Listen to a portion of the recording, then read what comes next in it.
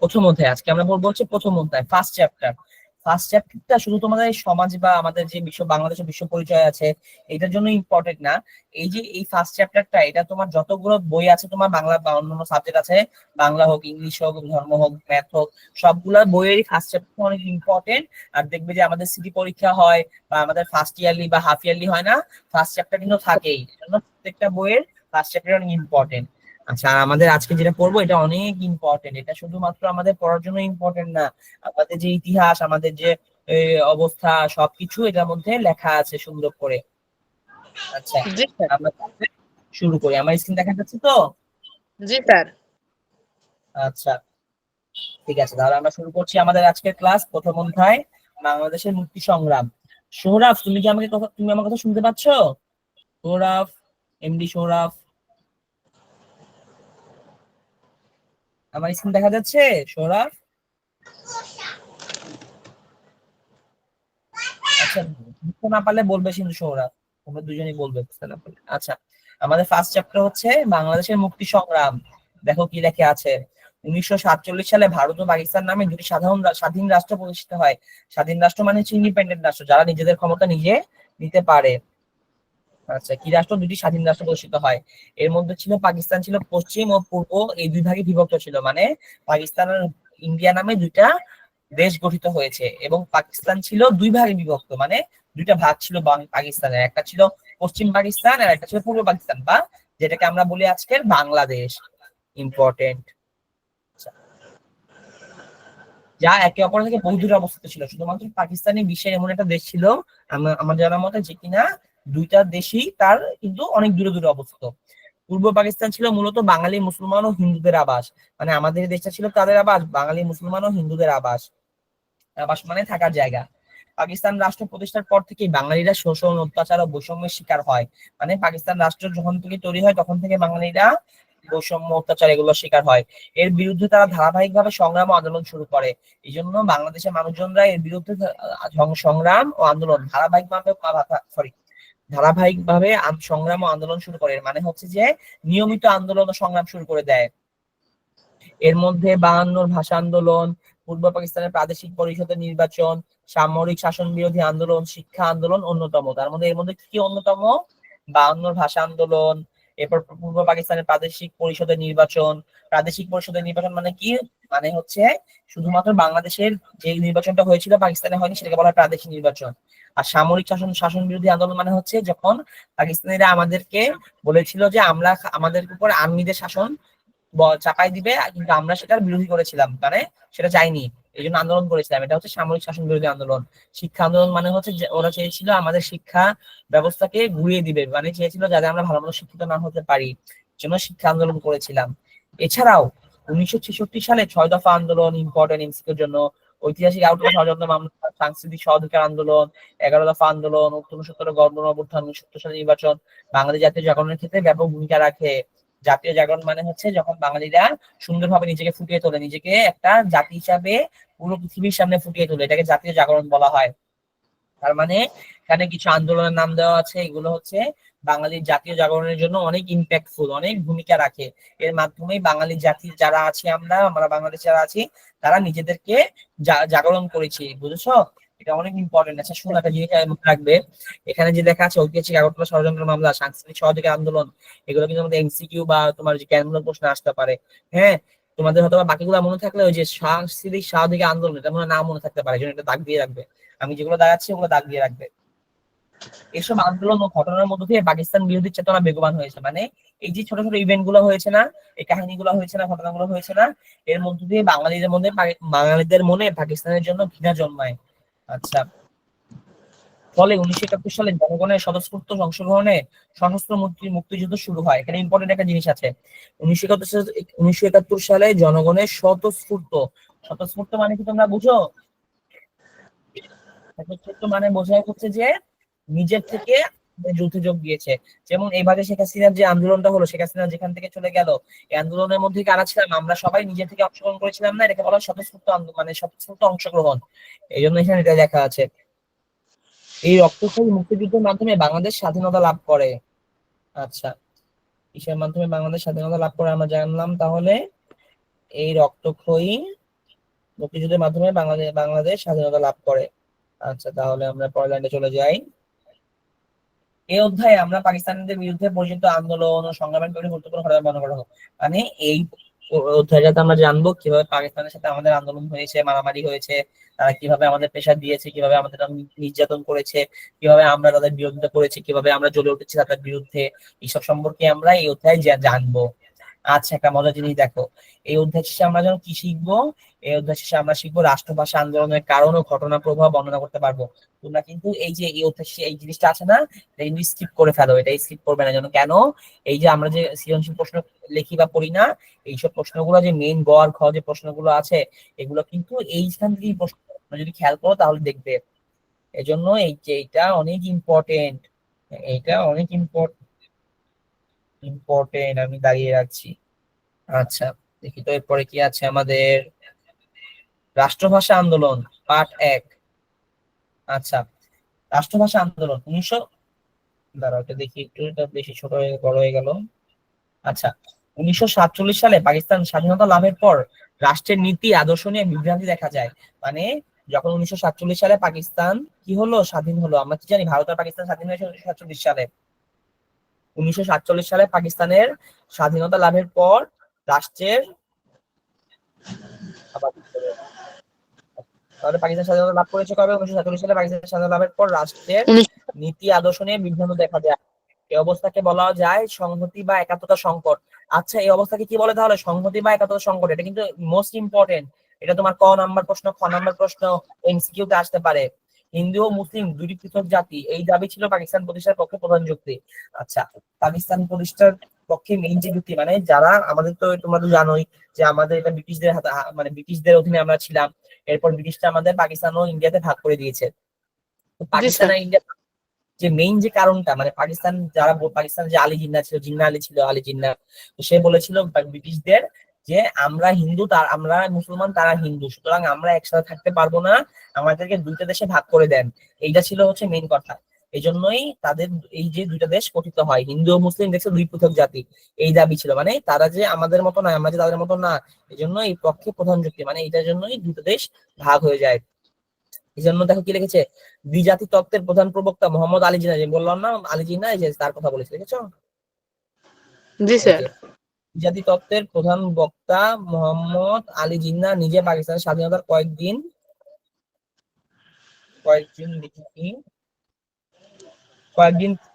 এই যে কয়েকদিন পরে গণপরিষদে বললেন, মুসলিম, হিন্দু, খ্রিস্টান, বৌদ্ধ কিংবা পাঞ্জাবি, বাঙালি, সিন্ধি, পাখতুন পরিচয় সকলেই এখন এক পাকিস্তানি হতে হবে। মানে যত ধরনের মুসলিম হিন্দু আছে, তাদের সবাই মিলে কি হতে হবে? পাকিস্তানি হতে হবে। দেখি, হ্যাঁ। আচ্ছা, তাহলে আমরা এটা ইউজ করি। আচ্ছা, পরে আচ্ছা, তাহলে গণপরিষদে কি বললেন? মুসলিম, হিন্দু, খ্রিস্টান মতো এগুলো বললেন। সবাই মিলে কি হতে হবে? পাকিস্তানি হতে হবে। এটা মনে রাখবে। এখানে কি কি কি নাম আছে? পাঞ্জাবি আছে, বাঙালি আছে, সিন্ধি আছে, পাখতুন আছে। পাখতুন হচ্ছে বাঙালিদের মতো আর কি, এটা জাতির নাম।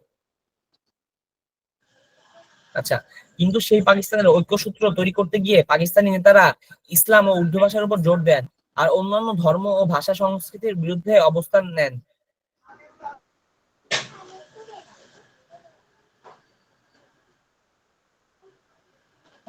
তারা একটু আমি বড় করি।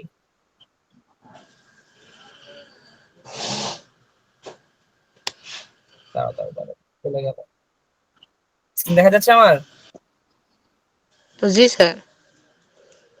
এই যে আমাদের স্ক্রিনটা সমস্যা হয়েছিল হঠাৎ করেই। এখন ক্লিয়ার আছে না আমার স্ক্রিনটা? ঠিক আছে না? জি স্যার। হ্যাঁ। আচ্ছা, দেখো কি লেখেছে এখানে, যে বহু ভাষাবিদ পণ্ডিত ডক্টর, সরি আমাদের এখন বাকি আছে, এমনকি বাংলা ভাষা সমৃদ্ধি সাহিত্য রবীন্দ্রনাথ, মাইকেল বঙ্কিমের মতো গুরুত্বপূর্ণ সাহিত্যিকদের প্রতি তৎকালীন পাকিস্তান সরকার বৈরী অবস্থান গ্রহণ করে। বৈরী অবস্থান মানে কি জানো? মানে তাদের সাথে ভালো ব্যবহার করে না, তাদের সাথে খারাপ ব্যবহার করে, তাদের সাথে ভালো ব্যবহার করে না, এটা বোঝাচ্ছে। কোন ক্লাস? বলি না বৈরী আবহাওয়া, এই বৈরী মানে কি তাহলে? বৈরী মানে হচ্ছে যেটা আমার অনুকূলে না, মানে খারাপ কিছু, এরকম বোঝায় আর কি। বহু ভাষাবিদ, ভাষাবিদ মানে কি? যারা ভাষায় পারদর্শী, তাদেরকে ভাষাবিদ বলে। যেমন পণ্ডিত, ভাষাবিদ পণ্ডিত ডক্টর মোহাম্মদ শহীদুল্লাহ বাংলাদেশে অনেক বড় একটা ভাষাবিদ এবং সে বুদ্ধিজীবী ও সাহিত্যকর, বাংলা ভাষা ও বাংলা সাহিত্য, বাংলা সংস্কৃতি ও ঐতিহ্য রক্ষায় এগিয়ে আসেন। এই সময় ডক্টর মোহাম্মদ শহীদুল্লাহ একটি ভাষণে বলেছিলেন, আমরা হিন্দু মুসলিম যেমন সত্য তার চেয়ে বেশি সত্য আমরা বাঙালি। তাহলে আমরা হিন্দু মুসলিম হতে পারি কিন্তু আমাদের থেকেও তার আগে কি আমরা বাঙালি, মানে আমরা বাংলায় কথা বলি, আমরা বাঙালি জাতি। তুমি ধর্ম দিয়ে আমাদের ভাগ করতে পারবে না। এটি কোনো আদর্শের কথা না, এটি একটি বাস্তব কথা। আসলে কিন্তু এটা একটা বাস্তব কথার মতোই যে হিন্দু মুসলিম তো ঠিক আছে, আমরা হিন্দু মুসলিম হতেই পারি কিন্তু আমরা কিন্তু আসলে বাঙালি, আমরা কিন্তু বাংলায় কথা বলি। প্রকৃতি নিজের হাতে আমাদের চেহারা ও ভাষায় বাঙালিত্বের এমন ছাপ দিয়েছেন, তা মালা তিলক টিকিতে কিংবা টুপি লঙ্গিতে দাড়িতে ঢাকবার যে জোটই নেই। আচ্ছা এখন বুঝো জিনিসটা, এই প্রশ্নটা তোমাদের আসতে পারে অনুধাবনে, বুঝেছো? বলতে পারে যে তা মালা তিলক টিকিতে কিংবা টুপি লঙ্গিতে দাড়িতে ঢাকবার জোটই নেই, এর বলতে কি বুঝো বা এর মানে কি, এটা কেন লিখছে? আচ্ছা এখন জিনিসটা ভালোভাবে বুঝো যে এটা কেন লিখছে বা এটা কেন বুঝাচ্ছে। আচ্ছা দেখো, এখানে মেনলি বুঝাচ্ছে যে মালা তিলকটি কি, এটা মেনলি হচ্ছে, দেখবে তোমাদের যারা হিন্দু বন্ধু বান্ধব আছে বা তোমার এখন তামিল সিনেমা দেখবে বা হিন্দি কোনো সিনেমা দেখবে, দেখবে যে কিছু কিছু লোক আছে তারা মালা, মানে যারা হিন্দু লোক আছে তারা গলায় মালা পরে একটা, এরপর মাথার মধ্যে একটা তিলের মতো দেয় যেটাকে বলা হয় তিলক। হ্যাঁ, এটা লম্বা টাইপের হয় একটু। আর টিকি মানে হচ্ছে যে মাথা যে টিকি থাকে ওখানে একটা কিছু পরে আর কি ওরা। যাই হোক, তো মেনলি হচ্ছে তারা এটা মেনলি হিন্দুত্বের, মানে যে সে যে হিন্দু এটা প্রকাশ করছে আর কি। আর টুপি লুঙ্গি দাড়ি মানে হচ্ছে যে এই যে আমরা যে লুঙ্গি পরছি, টুপি পরছি, দাড়ি আমাদের যে দাড়ি আছে এটা আমাদের মুসলমান হওয়ার প্রকাশ করছে। যে যারা মুসলমান তাদের কিন্তু বড় বড় দাড়ি থাকে, তাদের কিন্তু টুপি পরা থাকে মাথায়। তো এটা মিলি এটারই প্রকাশ করছে। হ্যাঁ, তো এখানে কি লিখেছে যে এই যে ঢাকবার জটি নেই, জটি নেই মানে হচ্ছে যে এই যে আমাদের যে বাঙালি, আমরা যে বাঙালি, আমি বাঙালি তুমি বাঙালি, আমাদের যে আমরা যে সবাই মিলে বাঙালি, হ্যাঁ, এই বাঙালিত্বের প্রমাণটা কি? প্রমাণটা হচ্ছে যে আমরা বাঙালি, তা আমাদের মাথায় তিলক থাকুক, আমাদের মাথায় টুপি থাকুক, আমাদের মাথায় আমাদের গায়ে যা কিছু থাকুক না কেন, আমরা কিন্তু বাঙালি। হ্যাঁ, এটা কিন্তু ডিপেন্ড করে না তুমি মুসলমান হও বা হিন্দু হও, তুমি কিন্তু বাঙালি, এটা তোমার মুখে দেখলেই বোঝা যায়। তোমার মুখে একটা ছাপ আছে, সেগুলো এই যে এই টুপি লুঙ্গি দাড়ি মাথায় তিলক, এগুলোতে ডিপেন্ড করে না, তোমার ধর্ম যাই হোক কিন্তু তুমি কিন্তু বাঙালি। বুঝতে পেরেছো জিনিসটা? জি স্যার। হ্যাঁ। পাকিস্তান স্বাধীন হওয়ার পর রাষ্ট্রভাষা কি হবে এই প্রশ্ন দেখা দিলে পূর্ব পাকিস্তান সচেতন ও শিক্ষিত জনগণ তাদের মায়ের ভাষা বাংলাকে রাষ্ট্রভাষা মর্যাদা প্রতিষ্ঠা করার দাবি করে। কিন্তু তৎকালীন পাকিস্তান সরকার উর্দুকে রাষ্ট্রভাষা করার ষড়যন্ত্র লিপ্ত হয়। তাহলে তৎকালীন পাকিস্তান সরকার কি চায় যে না, উর্দু হবে, উর্দু হবে কি, পাকিস্তান সরকারের উর্দুকে রাষ্ট্রভাষা করার ষড়যন্ত্র লিপ্ত হয়, মানে উর্দুকে রাষ্ট্রভাষা করতে চায়। আচ্ছা, কি অবস্থা লুনা খানম, ভালো আছো? তুমি কি মাত্র জয়েন হয়েছো? লুনা খানম মাত্র জয়েন হয়েছো তুমি? আমার স্ক্রিন দেখা যাচ্ছে তো লুনা? আমার স্ক্রিন দেখা যাচ্ছে কিনা বলবে। আর হচ্ছে আমরা মেইনলি একটা পেজ পড়েছি, আমরা এখন একটা পেজ পড়েছি, আমরা এখন আছি হচ্ছে তোমার 2 নাম্বার পেজে আছি। আমাদের ফার্স্ট পেজ যেটা, এটা আমরা পড়া শেষ করেছি একটু আগে, এটা আমরা পড়া শেষ করেছি, আমরা এখন সেকেন্ড পেজ পড়ছি আর কি। তুমি যদি সহজ হয় তোমার জন্য দেখে দিলাম, হ্যাঁ, কোনো সমস্যা হলে আমাকে প্রশ্ন করবে কিন্তু, ঠিক আছে লুনা? লুনা খানম, আচ্ছা আমরা তাহলে পড়ি একটু। আমরা এতক্ষণ ব্যাখ্যা করলাম, এখন আমরা একটু ভাষা আন্দোলন বা ভাষা ব্যাকগ্রাউন্ড নিয়ে পড়ছি আর কি। এখান থেকে আমরা এই যে এই ইম্পর্টেন্ট জিনিস যেটা এটা আমরা দাগিয়েছি, এটা কিন্তু ইম্পর্টেন্ট। হ্যাঁ, এটা আমি দাগিয়ে দিয়েছি, এটা হচ্ছে ফতে আসতে পারে, বাকিগুলো ইম্পর্টেন্ট আমি যেগুলো দাগিয়েছি। দেখো, কিন্তু তৎকালীন পাকিস্তান সরকার উর্দুকে রাষ্ট্রভাষা করার ষড়যন্ত্রে লিপ্ত হয়, মানে তৎকালীন পাকিস্তান সরকার চায় কি না, আমরা বাঙালি ভাষা নিব না, আমরা নিব উর্দু ভাষা, উর্দু ভাষাই হবে বাঙালির একমাত্র ভাষা। 1948 সালের মার্চ মাসে ঢাকা বিশ্ববিদ্যালয় কার্জন হলে, এই দেখো এটা ইম্পর্টেন্ট এমসিকিউ, 1900 কত সালে, 1948 সালে কোন মাসে, মার্চ মাসে, কোথায়, ঢাকা ভার্সিটিতে। কয়টা 3টা এমসিকিউ পেয়ে গেলাম। ঢাকা ভার্সিটি কোথায়, কার্জন হলে, 4টা এমসিকিউ পেয়ে গেলাম। ছাত্র শিক্ষকদের সমাবেশে কোথায়, ছাত্র শিক্ষকদের কিসে, সমাবেশে, 5টা এমসিকিউ। পাকিস্তানের প্রথম গভর্নর, কততম গভর্নর, প্রথম গভর্নর, 6টা এমসিকিউ এক লাইনে। জেনারেল মোহাম্মদ আলী জিন্নাহ, 7টা এমসিকিউ এক লাইনে। কি ঘোষণা করেন, পাকিস্তানি একমাত্র রাষ্ট্রভাষা হবে উর্দু, মানে এই যে পাকিস্তান দেশটা আছে এটার কি হবে, রাষ্ট্রভাষা একমাত্র উর্দু হবে। উপস্থিত ছাত্রছাত্রীরা না না ধ্বনিতে প্রতিবাদ জানায়, না না না, এটা হওয়া সম্ভব নয়, এভাবে প্রতিবাদ জানায়। দেশের শিক্ষাবিদ ও সাহিত্যিক ও বুদ্ধিজীবী এবং অধিকাংশ রাজনৈতিক নেতৃবৃন্দ মানে যারা নেতা তাদেরকে নেতৃবৃন্দ বলে, বাংলা ভাষাকে পাকিস্তানের রাষ্ট্রভাষা করার পক্ষে অবস্থান নেন। পাকিস্তান গণপরিষদ মানে হচ্ছে সংসদে। আচ্ছা সমস্যা নেই নাবা, তুমি না বুঝতে পারলে বলবে কিন্তু, ঠিক আছে? আর ক্লাসে যদি কোনো ধরনের না বুঝতে পারো আমাকে বলবে, কোনো সমস্যা নেই। আর হচ্ছে যে পার্টিসিপেট করার চেষ্টা করবে, বুঝেছো? কোনো কিছু না বুঝতে পারলে লজ্জা পাবে না, হ্যাঁ বলবে। আর যদি না বুঝতে পারো বলবে। আর কোনো সমস্যা নেই। নাবা কাজটা করো সুন্দর করে। আচ্ছা দেখো কি হচ্ছে এখানে, কি লেখা, পাকিস্তানের একমাত্র রাষ্ট্রভাষা হবে উর্দু। মানে কি বললো মোহাম্মদ আলী জিন্নাহ, যে কিনা পাকিস্তানের গভর্নর ছিল, এটা কিন্তু ইম্পর্টেন্ট, এমসিকিউ আসতে পারে এখান থেকে। কি বললো যে পাকিস্তানের একমাত্র রাষ্ট্রভাষা হবে উর্দু। উপস্থিত ছাত্রছাত্রীরা বললো না না না না, এটা আমরা মানি না, এগুলো বললো আর কি। তখন দেশের শিক্ষাবিদ ও সাহিত্যিক ও বুদ্ধিজীবী, মানে এটা নিয়ে একটা দেশে তোলপাড় শুরু হয়ে গেল। তখন দেশের শিক্ষাবিদ, সাহিত্যিক ও বুদ্ধিজীবী এবং অধিকাংশ রাজনৈতিক নেতৃবৃন্দ, নেতৃবৃন্দ মানে কি, মানে নেতারা, যারা বড় বড় নেতা ছিল তখন, বাংলা ভাষাকে পাকিস্তানের রাষ্ট্রভাষা করার পক্ষে অবস্থান নেন। মানে বাংলা ভাষাকে চায়, পাকিস্তানের রাষ্ট্রভাষা করতে চায় সবাই, পুরো বাংলার মানুষজনই এটা চায়। আচ্ছা, পাকিস্তান গণপরিষদে, গণপরিষদ মানে হচ্ছে, পাকিস্তান গণপরিষদ মানে হচ্ছে, পাকিস্তান গণপরিষদ মানে হচ্ছে যে সংসদ বলি না আমরা, সেটাই বলা হয় গণপরিষদ। বাংলা সদস্য মানে যেখানে পাকিস্তানি যারা নেতৃবৃন্দ আছে তারা তাদের মতামত উপস্থাপন করেন, বা যারা মনে করো যে বড় ধরনের নেতা বা নির্বাচিত নেতা, তারা তাদের মতামত প্রকাশ করে গণপরিষদে। বাঙালি সদস্য দেখো, পাকিস্তান গণপরিষদে বাঙালি সদস্য 71-এর শহীদ ধীরেন্দ্রনাথ দত্ত রাষ্ট্রভাষার বাংলার পক্ষে প্রস্তাব দেন। তাহলে কে প্রস্তাব দেন প্রথমে? ধীরেন্দ্রনাথ দত্ত রাষ্ট্রভাষা বাংলার পক্ষে প্রস্তাব উত্থাপন করেন। মানে তিনি বলেন যে না, বাংলাই হবে একমাত্র রাষ্ট্রভাষা, মানে এরকম করে একটা প্রস্তাব দেন। কিন্তু প্রধানমন্ত্রী, মানে তখন পাকিস্তানের প্রধানমন্ত্রী কে ছিল, লিয়াকত আলী খান, এই প্রস্তাবে তীব্র বিরোধিতা করেন। এটা ইম্পর্টেন্ট, এগুলো দাগিয়ে রাখবে কিন্তু, এই যে আমি যেগুলো দাগাচ্ছি এগুলো এমসিকিউ এর জন্য ইম্পর্টেন্ট। না তুমিও দাগিয়ে রাখবে, মাহফুজ দাগিয়ে রেখো কিন্তু এগুলো। জি স্যার। হ্যাঁ, মুসলিম লীগের অনেক বাঙালি সদস্য এই বিরোধিতায় যোগ দিয়েছিলেন। মুসলিম লীগের অনেক বাঙালি সদস্য মানে দেখো কি অবস্থা, মানে আমরা চাচ্ছি বাংলা ভাষা করতে, কিন্তু তাও অনেক আমাদের দেশের অনেক, তখন আমাদের দেশে মুসলিম লীগ নামে একটা লীগ ছিল, তো ওই লীগের অনেক মানুষও ভেবেছিল না বাংলা আমরা নিব না, আমরা উর্দুই নিব। তারাও বলেছিল, দেখছো কত খারাপ কাজ করেছিল তারা। সুতরাং কি দেখো, অথচ বাংলা পাকিস্তানের রাষ্ট্রভাষা হওয়া ছিল যুক্তিযুক্ত, আসলে যুক্তিযুক্ত। তুমি দেখো, তুমি যে এলাকায় থাকো, তুমি যে ভাষায় থাকো, বা তুমি যে জায়গা থেকে বিলং করেছো, তুমি যে এলাকা থেকে বিলং করেছো, তুমি যদি নোয়াখালী থেকে বিলং করো, বরিশাল থেকে বিলং করো, তুমি যদি তোমার ভাষায় কথা বলো, কোনো সমস্যা তো নেই, তাই না? কোনো সমস্যা আছে? নেই। আমি যদি বলি না তোমার বলা যাবে না এই ভাষার কথা, তোমার একবারে আমরা যেভাবে বলি ওভাবে বলতে হবে, তাহলে কি সমস্যা না? তাহলে কি জোর না এটা? সেটাই তো, সেভাবে ঠিক পাকিস্তানিরাও এমনটাই করেছিল। পাকিস্তানিরা কি বলেছিল বাংলা ভাষাকে, মানে তোমরা বাংলা ইউজ করতে পারবে না, তোমাদের ইউজ করতে হবে, তোমাদের উর্দু ইউজ করতে হবে, এরকম করে চাপিয়ে দিয়েছিল পাকিস্তানে। পাকিস্তানের তৎকালীন মোট জনসংখ্যা ছিল 6,90,00,000। আরেকটা এমসিকিউ পেয়ে গেলাম আমরা। আজকে দেখি তাহলে এমসিকিউ বৃষ্টি হচ্ছে আমাদের এখানে, তাই না? জি স্যার। এই যে নাবা দেখে নাও, নাবা এই যে এমসিকিউ পেয়েছি কিন্তু আরেকটা আমরা, এই যে আমরা দাগাচ্ছি কিন্তু, আমি যেগুলো দাগাচ্ছি তোমরা বই আন্ডারলাইন করে রাখবে ওগুলো। আমার কাছে তো আসলে কলম নেই, এই জন্য দাগগুলো সঠিকভাবে দিতে পারছি না, বুঝেছো? তোমার মাইন্ড করো না কিন্তু আবার। আচ্ছা, এর মধ্যে দেখো, তাহলে কি পাকিস্তানের মোট জনসংখ্যা ছিল 6,90,00,000, এর মধ্যে 4,40,00,000 ছিল বাঙালি। তাহলে পাকিস্তানের মোট জনসংখ্যা কত ছিল? 6,90,00,000। আর মেইনলি এখান থেকে বাঙালি ছিল কত? 4,40,00,000।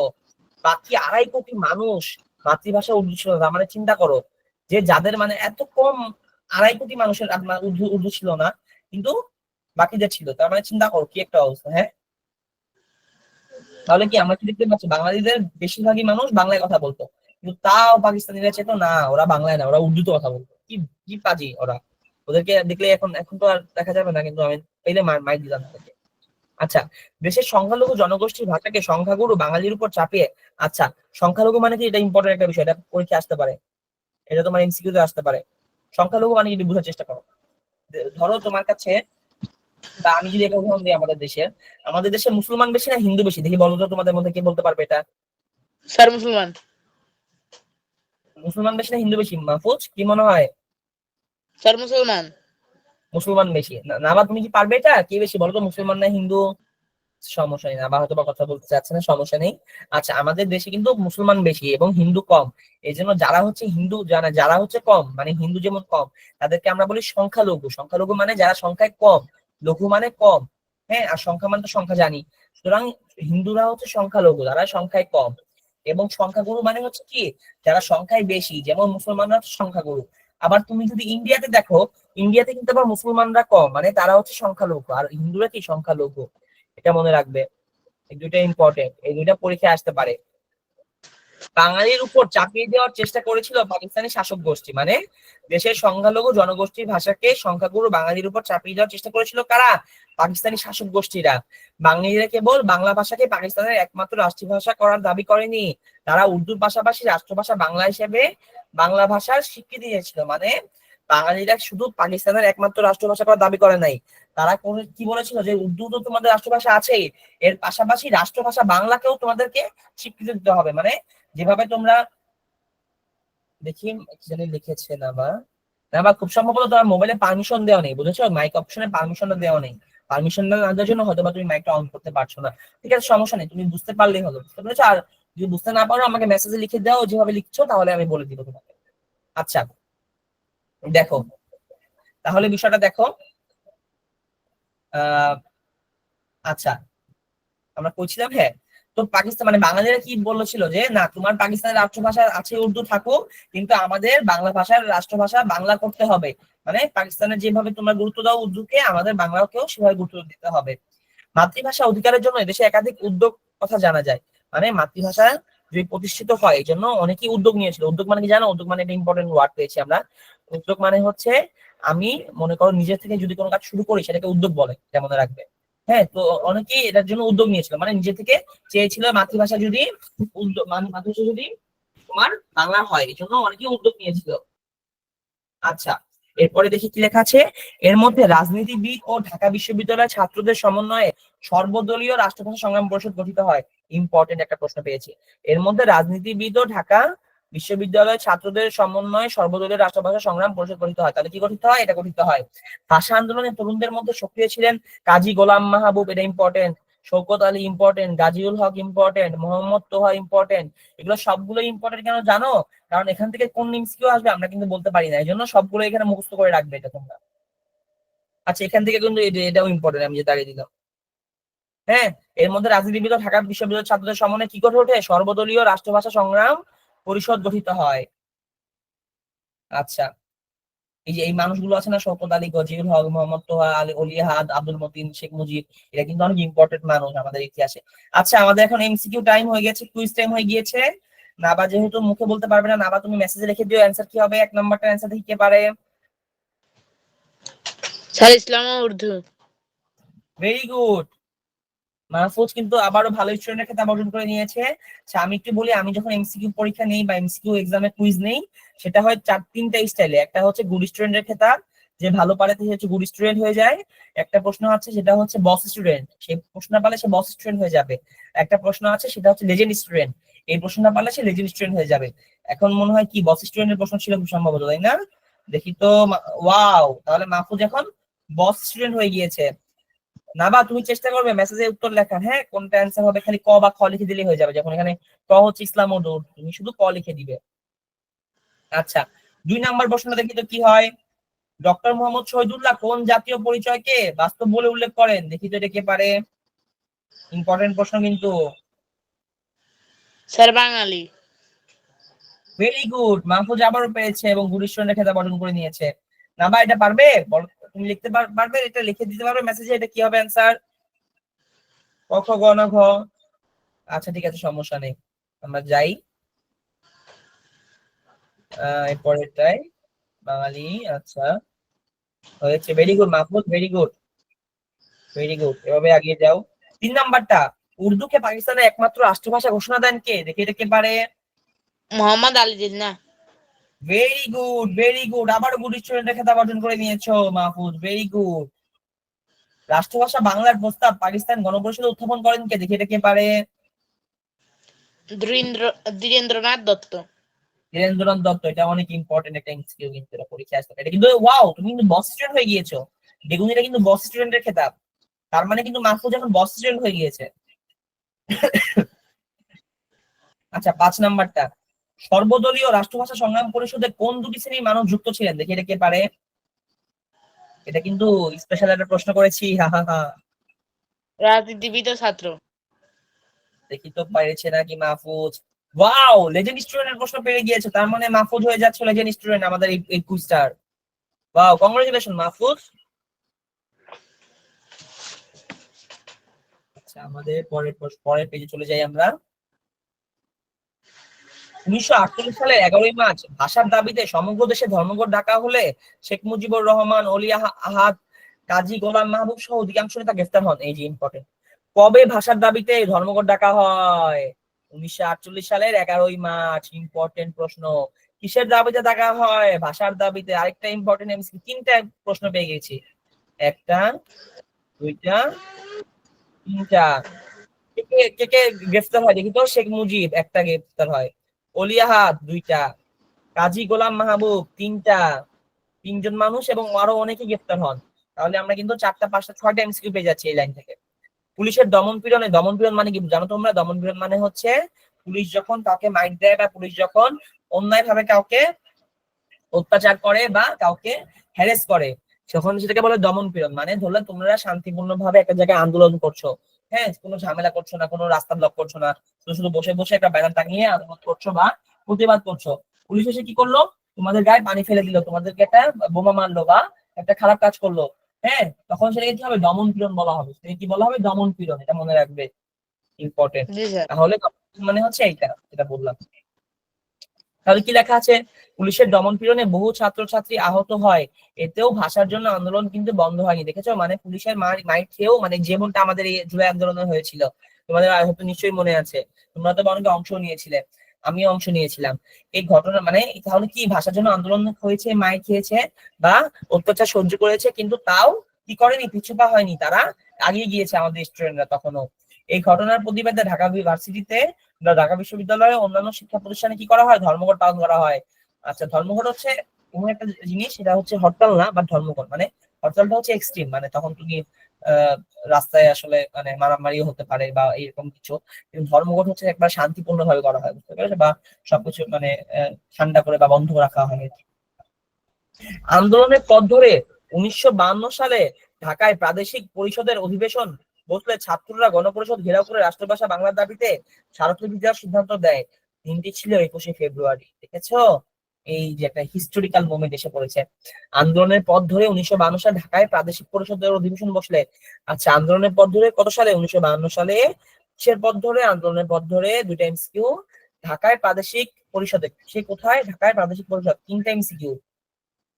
অধিবেশন বসলে ছাত্ররা ঘেরাও করে গণপরিষদ। 4টা এমসিকিউ। রাষ্ট্রভাষা বাংলার দাবিতে কি প্রদান করে? স্মারকলিপি প্রদান করে। 5টা এমসিকিউ। দিনটা ছিল কি? 21শে ফেব্রুয়ারি। 6টা এমসিকিউ পেয়ে গেলাম আমরা, দেখেছো? জি ইম্পর্টেন্ট স্যার। ইম্পর্টেন্ট পাচ্ছি আমরা আজকে অনেক। আচ্ছা, আমরা দেখি তাহলে। পূর্ব পাকিস্তানের মুখ্যমন্ত্রী নুরুল আমিনের নেতৃত্বে মুসলিম লীগ সরকার ছাত্রদের বাধা দেওয়ার সিদ্ধান্ত নেয়। সরকার ঢাকা ভার্সিটি এলাকায় 144 ধারা জারি করে। বাংলাদেশে জুলাই আন্দোলন যখন হচ্ছিল, তখন শেখ হাসিনা সরকার 144 ধারা জারি করেছিল। 144 ধারা মানে কি তোমরা জানো? আমি তোমাকে একটা বলি, যে দেখাই আছে, দেখো, আমরা পরে জানিয়ে পড়ছি। আচ্ছা, এটা এখানে কিন্তু এমসিকিউ আছে, আমি একটু এমসিকিউ গুলো দাগিয়ে দিই তোমাদের। এমসিকিউ গুলো আমি যেগুলো দাগাবো না, বা তুমিও সেগুলো দাগিয়ে বইয়ের, হ্যাঁ মাহফুজ, তোমরা দুজনে, আমি যেগুলো দাগাচ্ছি না তোমরা ওগুলো দাগাবা, বুঝেছো? জি স্যার। এগুলো কিন্তু ইম্পর্টেন্ট ইনফরমেশন আছে। যেমন দেখো, পূর্ব পাকিস্তানের মুখ্য প্রশ্ন আসতে পারে, পূর্ব পাকিস্তানের মুখ্যমন্ত্রী কে? নুরুল আমিন। নুরুল আমিন কে? পূর্ব পাকিস্তানের মুখ্যমন্ত্রী। দুইটা প্রশ্ন আসতে পারে। নেতৃত্বে মুসলিম লীগ সরকার। কে? মুসলিম লীগ সরকার। ছাত্রদের বাধা দেওয়ার সিদ্ধান্ত নেয়। কে বাধা দেওয়ার সিদ্ধান্ত নেয়? মুসলিম লীগ সরকার। কাদের? ছাত্রদের। Important Q.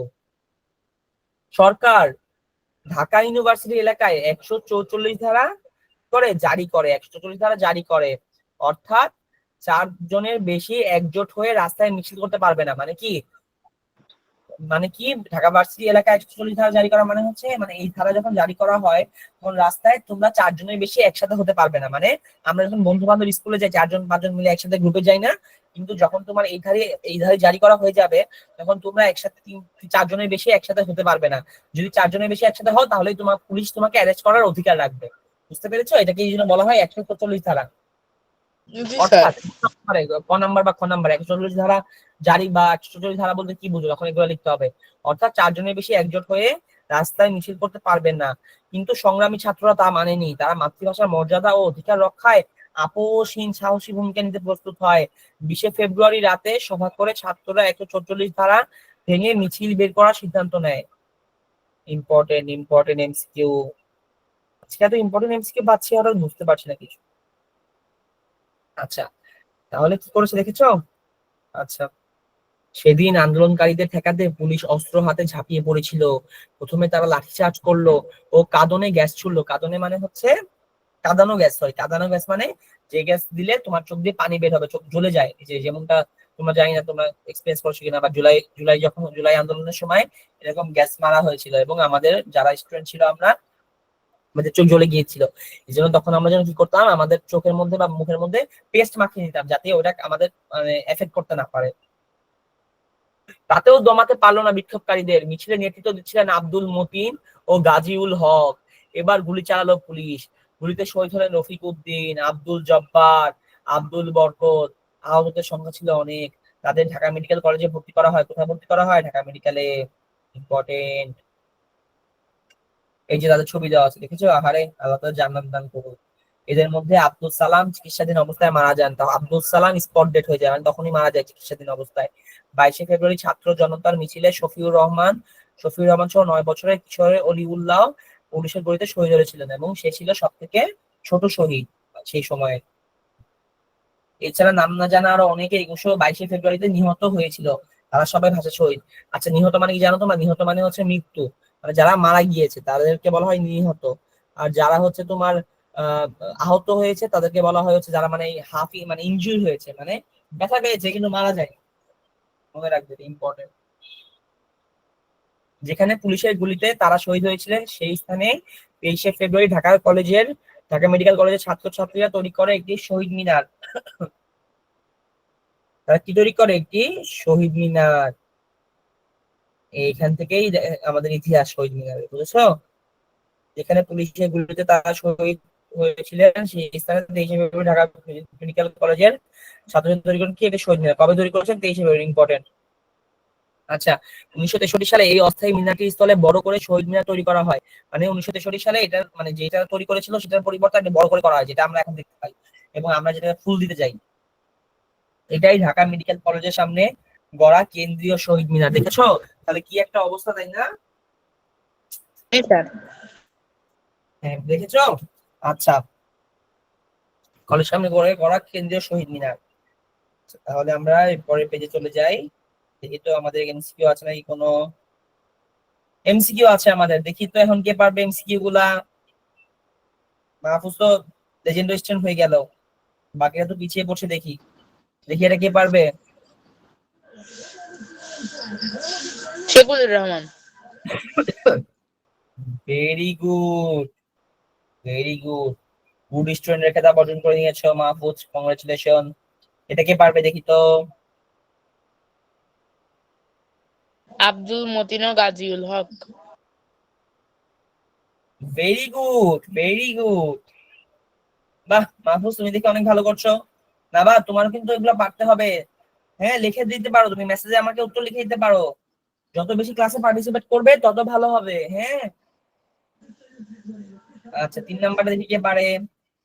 21শে ফেব্রুয়ারি গুলিতে নিহত প্রথম 3 শহীদ কারা? এটা কিন্তু ইম্পর্টেন্ট একটা এমসিকিউ, ইম্পর্টেন্ট।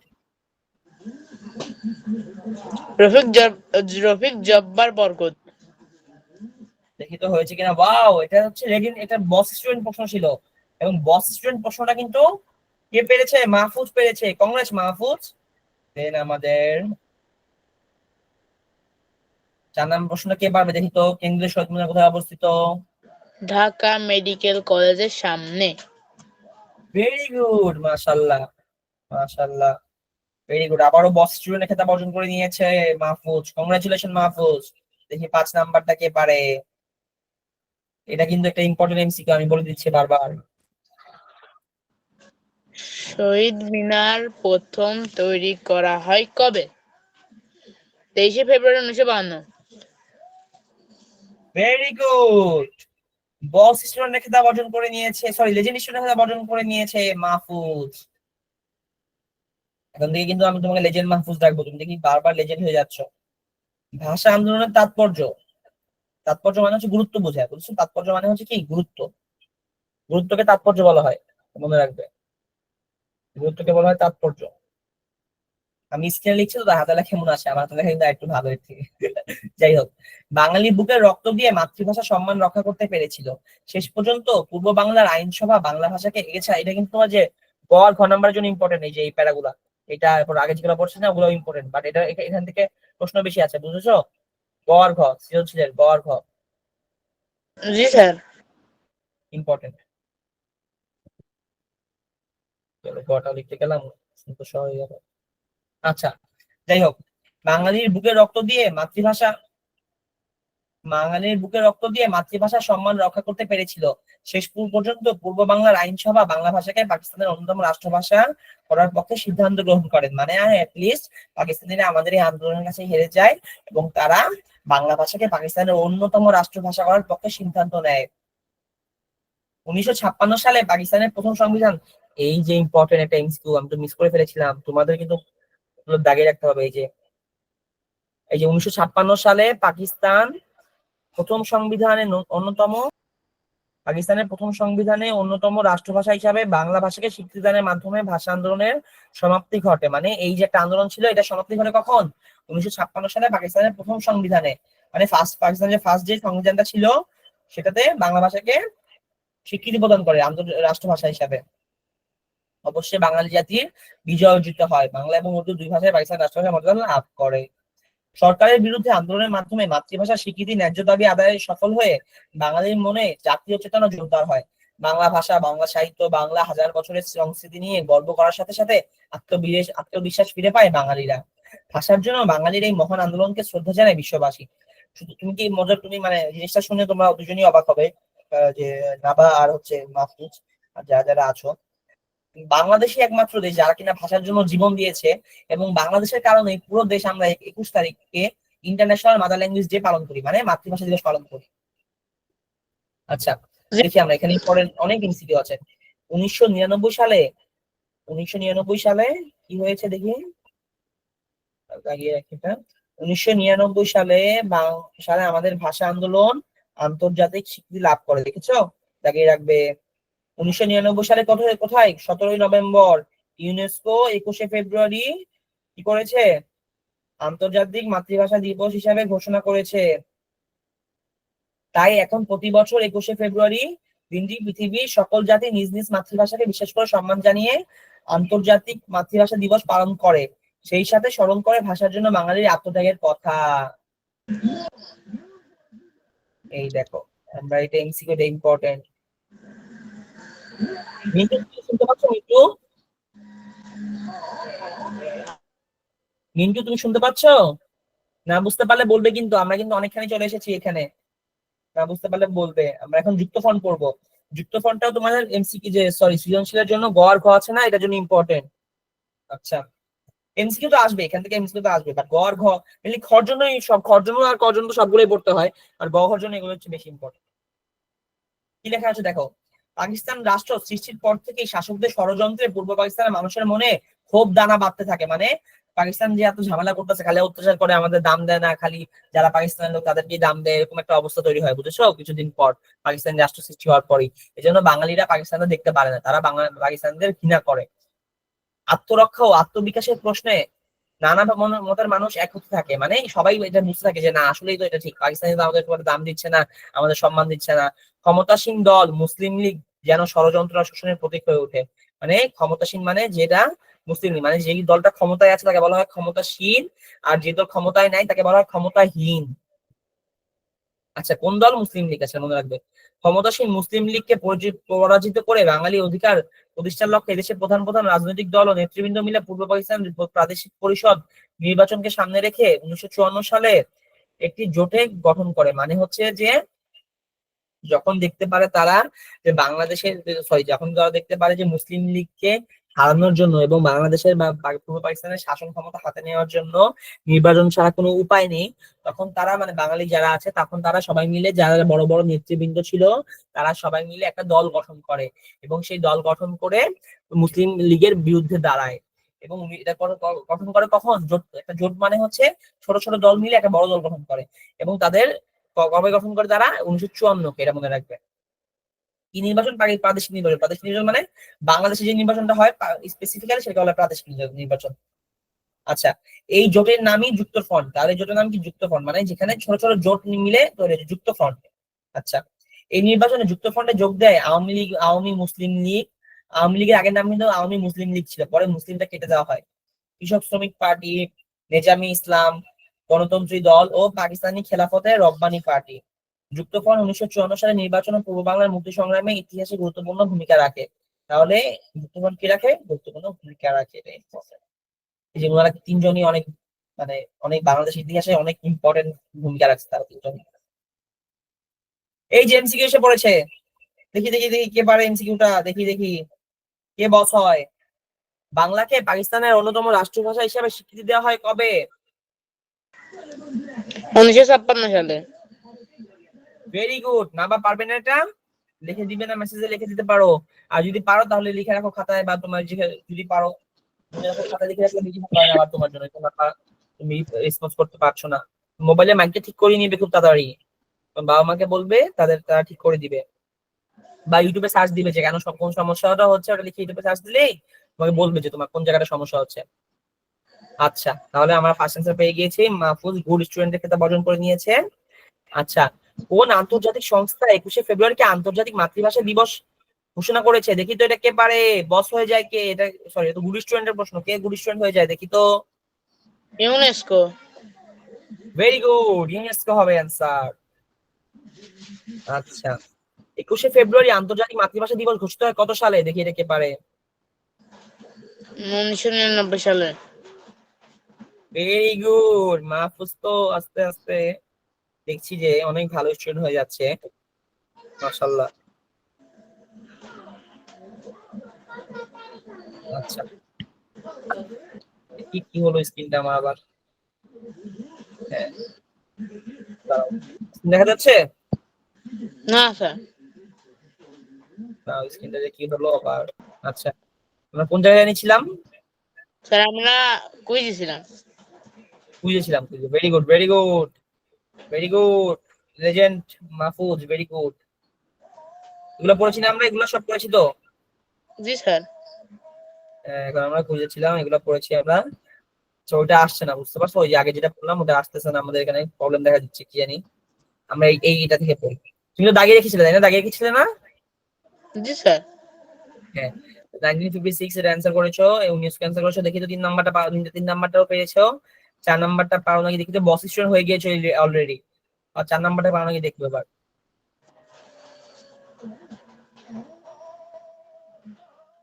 যুক্তফ্রন্ট। যুক্ত ফ্রন্ট, ভেরি গুড। এটা কিন্তু অনেক ইম্পর্টেন্ট একটা প্রশ্ন। বস স্টুডেন্ট হয়ে গেছো আবারও, কংগ্রাচুলেশন। 5 নাম্বারটা কে পারবে দেখি তো। কৃষক প্রজা পার্টি। মুসলিম লীগ অংশ নেয়নি নির্বাচনে। কোন দলগুলো অংশ নেয়? মুসলিম লীগ তো অংশ নেয়নি, কারণ মুসলিম লীগ তো অন্য দল ছিল, যেটা ক্ষমতাসীন দল ছিল না মুসলিম লীগ, আমরা পড়েছি না? জি এই স্যার। জন্য, বুঝেছো? হ্যাঁ। আচ্ছা, আমাদের আরো পড়া আছে কিছু। যুক্তফ্রন্ট গঠন ও 21 দফা কর্মসূচি, ইম্পর্টেন্ট ইম্পর্টেন্ট। এগুলো থেকে কিন্তু গ ঘ আসে, আমি বারবার বলে দিচ্ছি, মনে রাখবে। এগুলো থেকে গ ঘ আসে, লাগিয়ে দিতে হবে।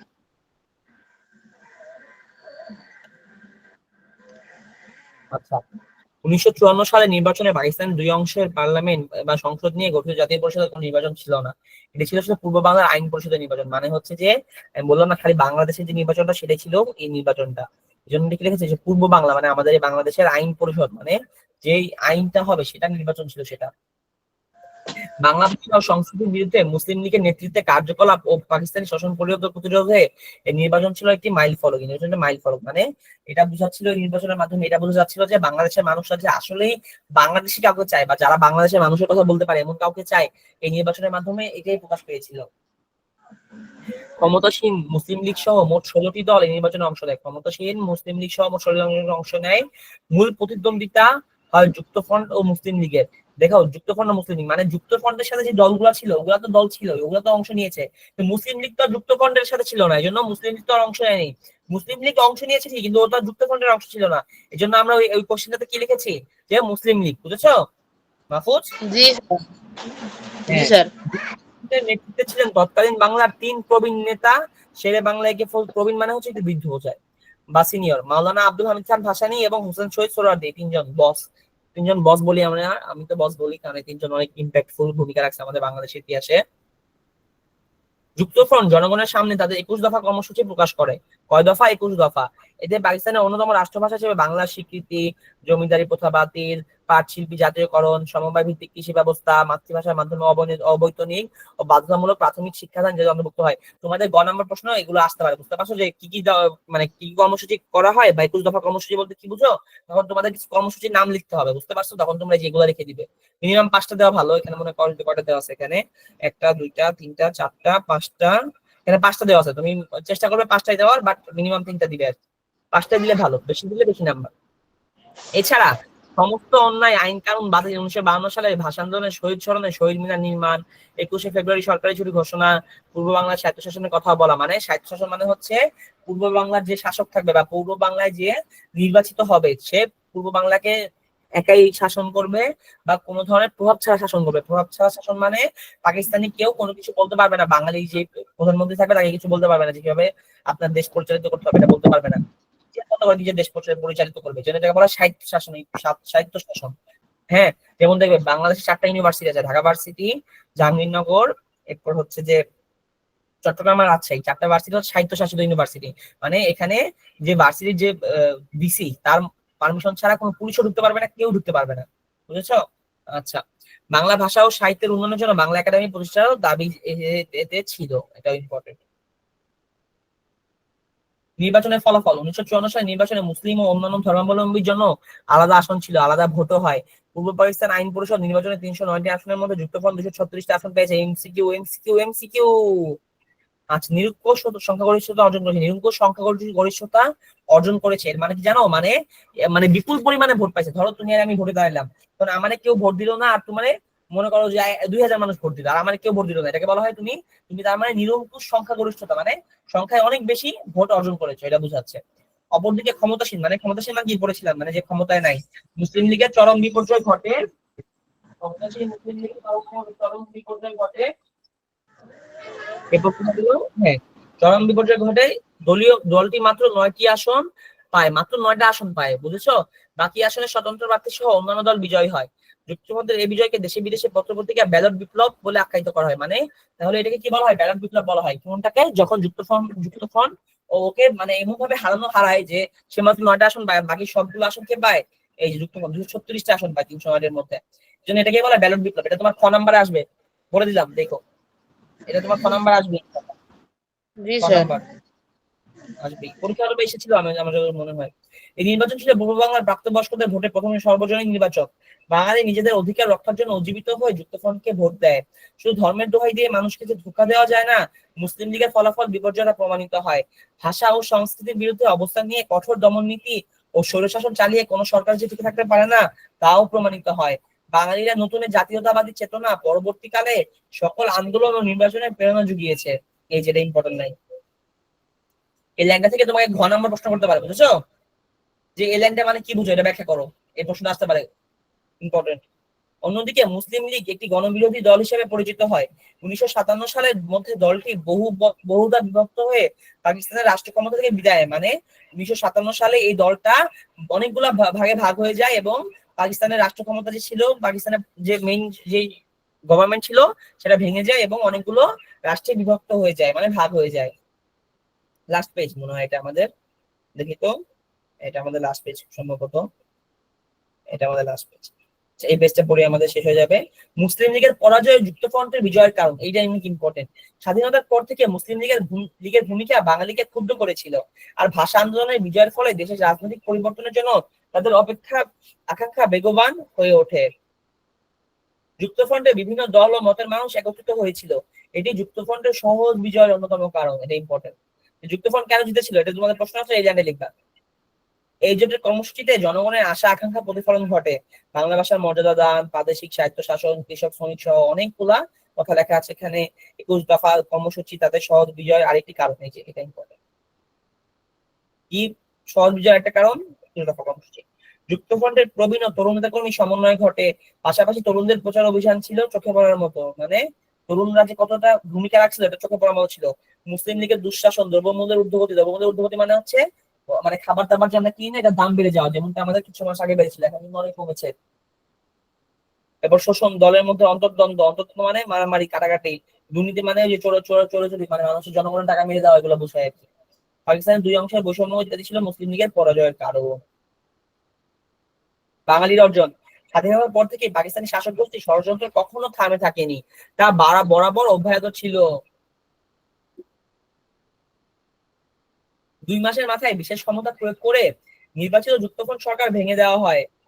এরপরে পাকিস্তানের সংবিধান অনুযায়ী বেসামরিক সরকার গঠন করা হলে আইন শৃঙ্খলা পরিস্থিতি অবনতি দেখিয়ে প্রেসিডেন্ট ইস্কান্দর মির্জা 1958 সালের 7ই অক্টোবর দেশে সামরিক আইন জারি করে। এই যে ইম্পর্টেন্ট জিনিস, তাহলে কি করে দেশের মধ্যে সামরিক আইন জারি করে কবে? 1958 সালের 7ই অক্টোবর।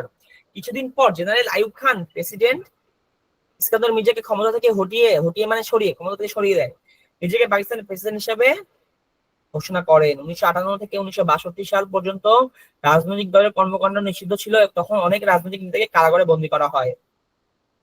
এই রাজনৈতিক শূন্যতা পূরণের জন্য বাঙালি ছাত্ররা এগিয়ে আসেন, মানে এই যে এরকম একটা রাজনীতি মানে দেশের হাল ধরার জন্য কেউ নাই, তখন কি হয়, রাজনীতির জন্য বাঙালি যে ছাত্ররা তারা এগিয়ে আসে রাজনীতি হাল ধরার জন্য। 1962 সালে আইয়ুব খান একটি সংবিধান রচনা করেন মানে নতুন একটা সংবিধান দেন। এই সংবিধানে কি লেখা ছিল? বাঙালির গণতান্ত্রিক আকাঙ্ক্ষা পূর্ণ হয়, ছাত্ররা আন্দোলন গড়ে তোলে।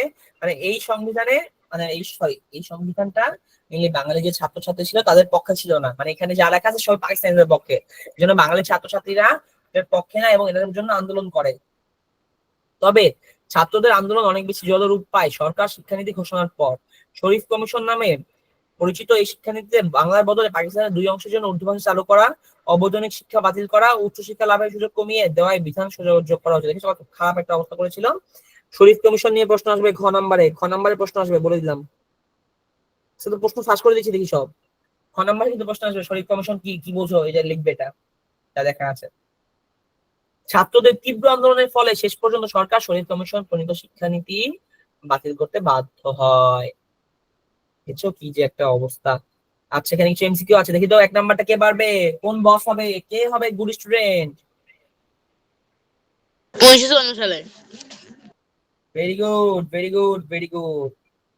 দেখি এরপরটা কে পারবে, 2 নাম্বারটা কে পারবে? ইম্পর্টেন্ট এমসিকিউ এটা। জমিদারি প্রথা চালু। ভেরি গুড, এটা কিন্তু ইম্পর্টেন্ট একটা এমসিকিউ ছিল। দেখি আর কে পারবে, এরপরটা দেখি কে পারবে। পরটা কি লেখা আছে দেখি তো।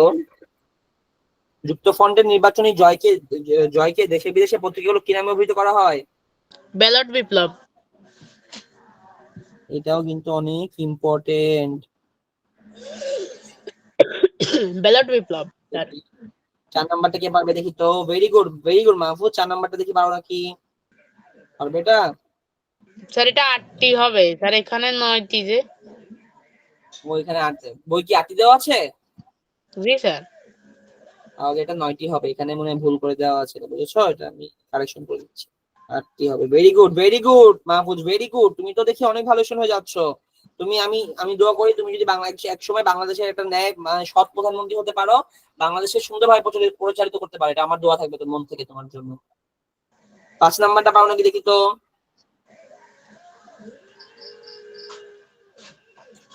স্যার মুসলিম লীগ। ভেরি গুড, এটা হয়েছে ইনশাআল্লাহ, হ্যাঁ হয়েছে। এটা ইম্পর্টেন্ট, এটা কিন্তু ইম্পর্টেন্ট এমসিকিউ, এটাও ইম্পর্টেন্ট।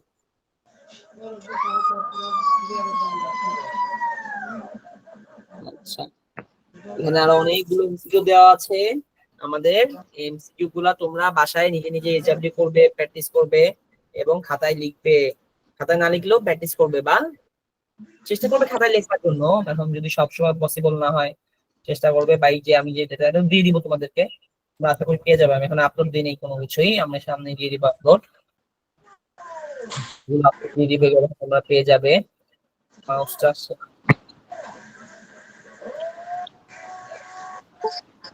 এই যে আমাদের আজকে এমসিকিউ গুলো আছে, এখানে অনেকগুলো এমসিকিউ আছে। যাই হোক, আজকে আমাদের ক্লাস এই পর্যন্তই আছে। এখানে আর কি কেউ আছে না, মনে হয় নেট প্রবলেম হয়েছে না কি হয়েছে জানি না। তাহলে আজকে আমাদের এই পর্যন্তই। কোনো প্রশ্ন আছে মাহফুজ? না স্যার। প্রশ্ন নেই, তাহলে পড়া ভালো লেগেছে? আজকে ক্লাসটা ভালো লেগেছে? জি স্যার। বুঝতে পেরেছো সবকিছু? জি স্যার। বুঝতে না পারলে বলবে কিন্তু, ঠিক আছে? জি স্যার। আজকে আমাদের ক্লাসটা এই পর্যন্তই ছিল। আশা করি তোমাদের সবার আমার ক্লাসটা ভালো লেগেছে। যাদের কোনো প্রশ্ন নেই তারা তোমরা লিখে নিতে পারো, আর যাদের প্রশ্ন আছে থাকতে পারো তারা, ঠিক আছে? স্যার বলো মাহফুজ। আমি একাই আছি। ও, আর তো কেউ নেই, ঠিক আছে, সমস্যা নেই। তোমার কোনো প্রশ্ন নেই তাহলে, তাই না? জি স্যার। আচ্ছা, প্রশ্ন যেহেতু নেই তুমি লিখে নিতে পারো, আর আমার নাম্বারটা তো তোমার কাছে আছে, মেসেজ দিতে পারো আমাকে কোনো সমস্যা হলে। আমি তোমার সেই মেসেজটা দেখবো। আমার ফোন নাম্বার তো এখানে, ফোন নাম্বার দিইনি আজকে, ফোন নাম্বার কি আছে না তোমার কাছে? জি স্যার। আমি এখানে লিখে দিই একবার, যাতে তোমাদের সবার সুবিধা হয় পরবর্তীতে যারা দেখবে এই ক্লাসটা।